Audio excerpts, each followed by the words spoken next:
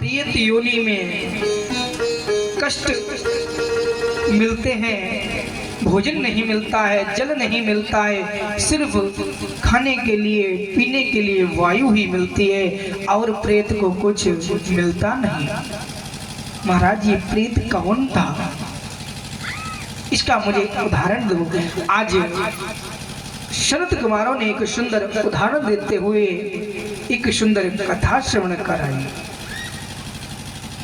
कि कैसे एक प्रेत की मुक्ति होती है। भागवत कथा श्रवण करने से कैसे उद्धार होता है, और जब प्रेत की मुक्ति हो सकती है तो हम लोगों की मुक्ति कैसे नहीं हो सकती है। अब आप लोग सावधान होकर इस कथा को श्रवण करना। आज सनत कुमारों ने कहा भैया सुनो, तुंगभद्रा तटे पूर्वा। महाराज एक नदी के किनारे एक नगर बसा हुआ था। जो महाराज एक नदी के किनारे एक नगर बसा हुआ था और उस नगर में एक ब्राह्मण देवता रहा करते थे। आज जो वो ब्राह्मण देवता रहा करते थे महाराज, उन ब्राह्मण देवता की कोई संतान नहीं थी।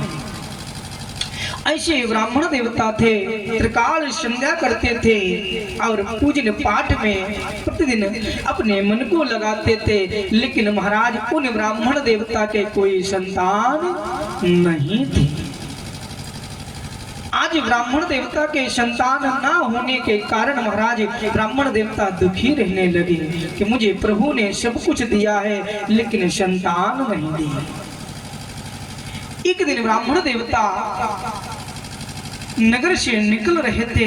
कुछ व्यक्तियों ने कहा देखो कैसे निसंदेश इसके संतान ने इसका चेहरा देख लिया, पता नहीं मेरा काम होगा कि नहीं।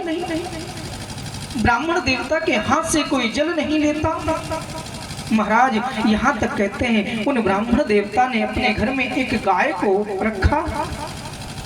उस गाय के भी भैया कोई बछड़े का जन्म नहीं हुआ। आज वो ब्राह्मण देवता अपने घर में जिस वृक्ष को लगाते महाराज वो वृक्ष सूख जाता था, वृक्ष भी उनके हाथों से चलता नहीं था।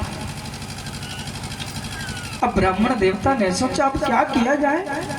मैंने गाय रखी वो भी बांझ निकल गई, मैं वृक्ष लगाता हूँ वो भी सूख जाता है, अब क्या किया जाए। महाराज आज ब्राह्मण देवता ने सोचा मैं अपने प्राणों का त्याग कर दूंगा, अब मैं जीवित नहीं रहूंगा, मैं अपने प्राणों को छोड़ दूंगा। महाराज वो ब्राह्मण देवता जाकर जंगल में अपने प्राणों का त्याग करने के लिए बैठ गए।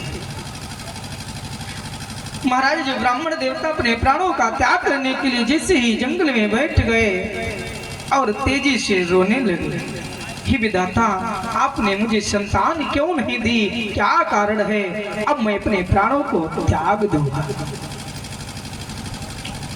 आज महाराज ब्राह्मण देवता जोर जोर से रो रहे। तब तक कहते कि संत उस मार्ग से जा रहे थे। उन संतों ने विचार किया चलो देखा जाए ये ब्राह्मण देवता किसके लिए आए हैं इस जंगल में। मुझे तो लग रहा है कि ब्राह्मण देवता तप करने के लिए आए हैं, तप की इच्छा के लिए आए हैं।